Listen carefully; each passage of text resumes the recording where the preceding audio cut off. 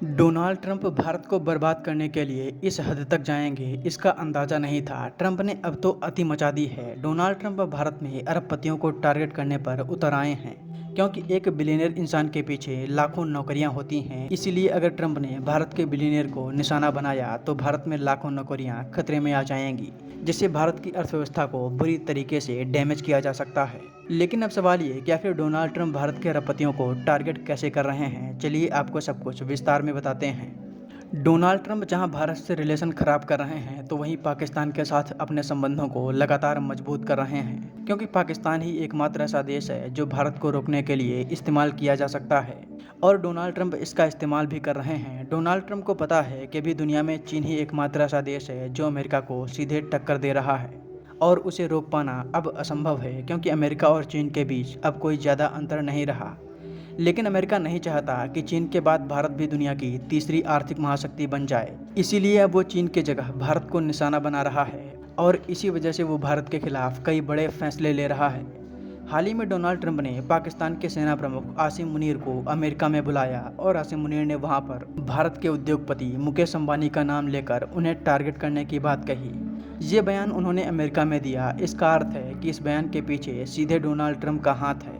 लेकिन अब सवाल ये कि मुकेश अंबानी को टारगेट करके पाकिस्तान को क्या मिलेगा। देखिए, आसिम मुनीर ने मुकेश अंबानी का नाम लेकर उन सभी अरबपतियों को धमकाने की कोशिश की है जो भारत में हैं। अमेरिका चाहता है कि पाकिस्तान की परमाणु धमकी की वजह से भारत के बिलियनियर भारत को छोड़ दें और कहीं दूसरे देश में शिफ्ट हो जाएं, क्योंकि अमेरिका जानता है कि एक बिलियनियर ही भारत से नहीं जाएगा, बल्कि उसके पीछे लाखों नौकरियां भारत से जाएंगी।